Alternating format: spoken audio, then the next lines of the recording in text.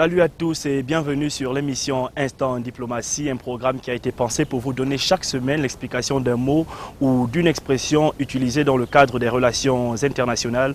Aujourd'hui, nous allons nous attarder sur l'expression ambassadeur extraordinaire et plénipotentiaire. Comme illustration, le diplomate Abdelkader Mestoua est depuis septembre 2017 ambassadeur extraordinaire et plénipotentiaire de l'Algérie auprès de la France. Les précisions dans quelques secondes. Et comme expert pour nous expliquer cette expression, nous avons Ulrich Ekoto Mbindom, secrétaire des Affaires étrangères au ministère des Relations extérieures du Cameroun. Il est diplômé de l'Institut des Relations internationales du Cameroun. Suivant. Ambassadeur déjà renvoie à une personnalité qui a été choisie et envoyée par un souverain ou un chef d'État pour représenter non seulement ce dernier, mais également l'État qu'il incarne auprès de son homologue souverain ou chef d'État. Donc c'est ça un ambassadeur. Maintenant, un ambassadeur extraordinaire, la terminologie extraordinaire, c'est pour faire la différence avec les autres types d'ambassadeurs.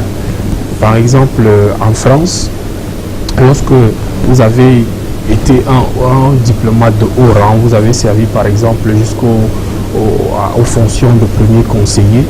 Lorsque vous vous retirez, on vous attribue le titre d'ambassadeur de France. Lorsque vous avez été chef d'État en France et que vous vous retirez, à titre honorifique, on vous attribue le titre d'ambassadeur de France dignitaire. Donc c'est pour faire la différence avec toutes ces sortes ou alors tous ces différents types d'ambassadeurs qu'on a mis la terminologie d'ambassadeur extraordinaire. Et d'ailleurs dans le temps, ceux qui étaient envoyés en qualité d'ambassadeur aussi ou pour assumer ces fonctions étaient appelés ministres extraordinaires et plénipotentiaires. Avec l'évolution des choses, la terminologie d'ambassade est arrivée et puis on les appelle désormais ambassadeurs au lieu de ministres. Maintenant, plénipotentiaire parce que déjà plénipotentiaire vient du latin plenius potentiare qui signifie les pleins pouvoirs. Donc, il s'agit là de quelqu'un à qui on a conféré, n'est-ce pas, tous les pouvoirs nécessaires pour pouvoir parler non seulement au nom du chef de l'État qui l'envoie, mais également au nom de l'État que celui-ci incarne. Tous les ambassadeurs du Cameroun qui sont accrédités à l'extérieur sont des ambassadeurs extraordinaires et plénipotentiaires. D'ailleurs, le texte qui les nomme fait cette précision-là, pour ne pas qu'il y ait des équivoques à quelque niveau que ce soit. Ambassadeur, c'est le sommet disons, de la diplomatie et même dans la carrière d'un diplomate.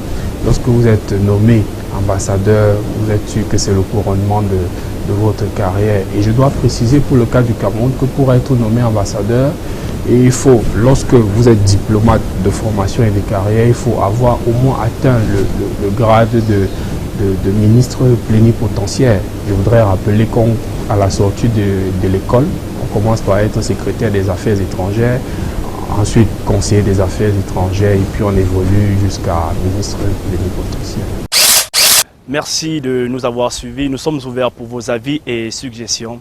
À nous revoir la semaine prochaine pour un nouveau mot ou une nouvelle expression.